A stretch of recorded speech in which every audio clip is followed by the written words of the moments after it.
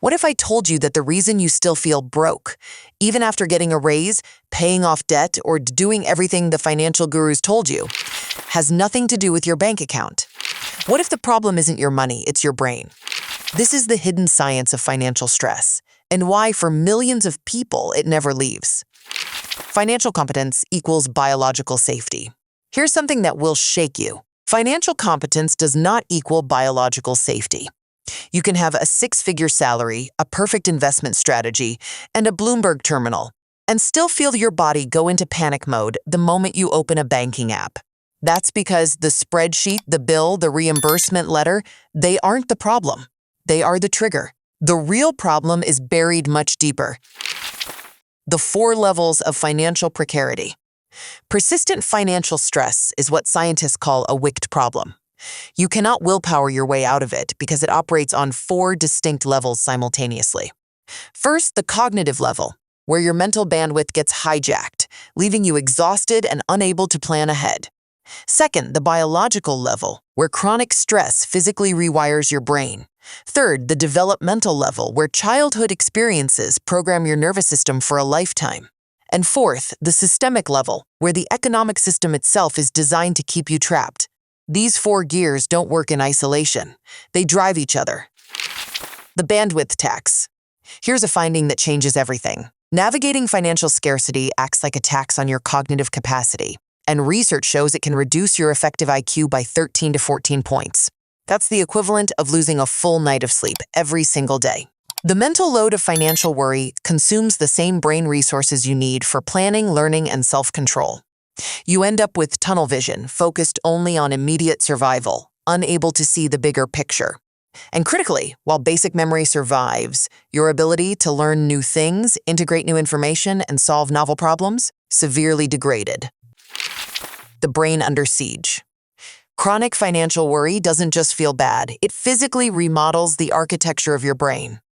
3 things happen. Your prefrontal cortex, the CEO of your brain, responsible for planning and decision-making, goes essentially offline. Your amygdala, your brain's alarm system, becomes hyper-responsive. It starts tagging things like a utility bill or an email from your landlord as survival-level threats. The same threat response you'd have to a predator.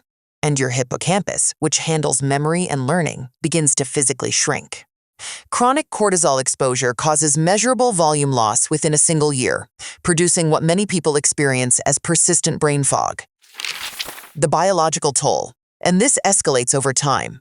In the short term, hours or days, you get disrupted working memory and cortisol spikes. Over months, hippocampal dendrites actually retract.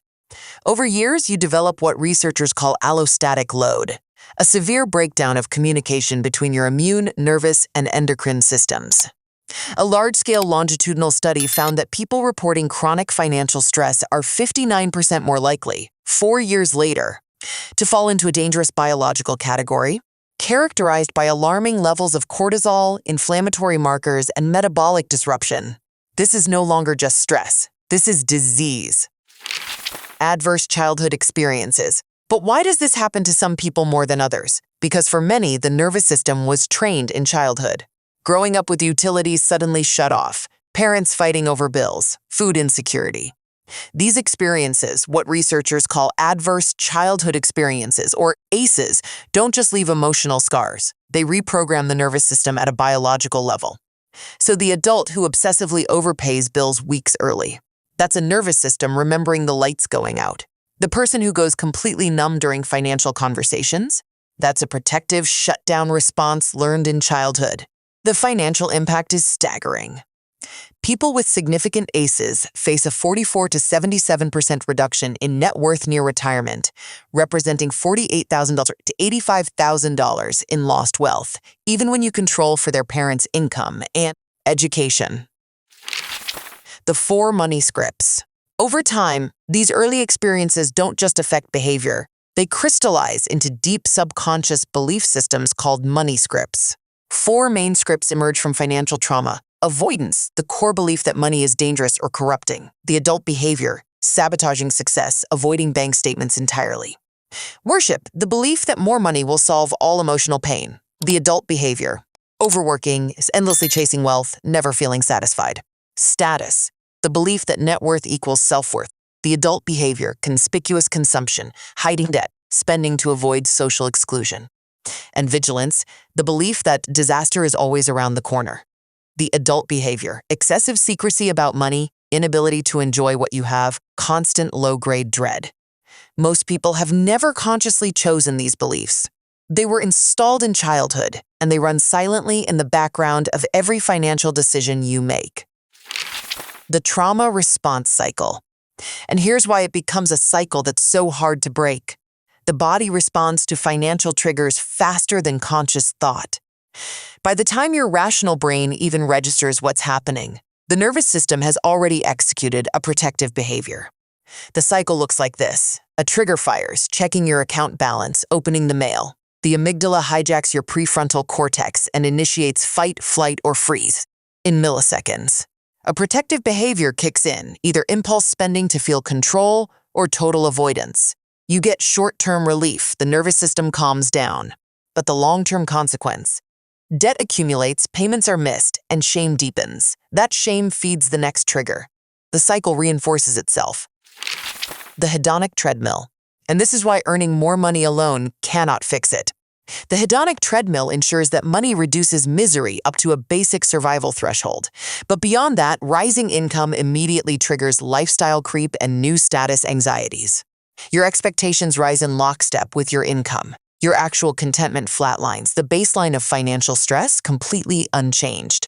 You run faster and faster and stay in exactly the same place.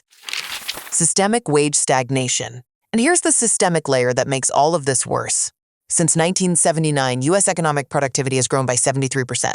Worker wages, up only 23% in the same period. A half-century of decoupling productivity from pay has systematically stripped away the financial buffers that people need to absorb routine economic shocks. The modern cost of living crisis is fundamentally a wage crisis. There is simply no margin for error, and when there's no margin for error, every unexpected expense becomes a catastrophe that triggers the entire trauma cycle. Predatory lending. And predatory systems have been specifically designed to exploit this vulnerability. Payday loans carrying 300 to 400% APR extract $3.4 billion in fees annually, with $2.6 billion coming purely from borrowers trapped in continuous debt churn. Auto title loans result in 1 in 6 borrowers losing their vehicle to repossession, severing their ability to get to work. These businesses cluster heavily in minority and low-income neighborhoods, functioning as a mechanism for draining community wealth. They don't just exploit poverty. They exploit the cognitive impairment caused by poverty, targeting the exact moment when the brain is least equipped to evaluate long-term consequences.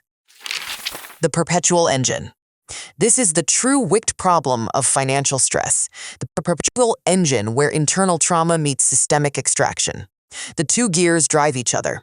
Systemic traps, wage stagnation, predatory debt, cost of living shocks induce biological scarcity and cognitive tunneling. That cognitive depletion then forces individuals into the exact behavioral mistakes that keep them trapped in the systemic cycle. And the cycle turns and turns and turns. It is not a personal failing, it is a machine. Breaking the cycle. But machines can be broken. Escaping this cycle requires intervention at multiple levels, simultaneously.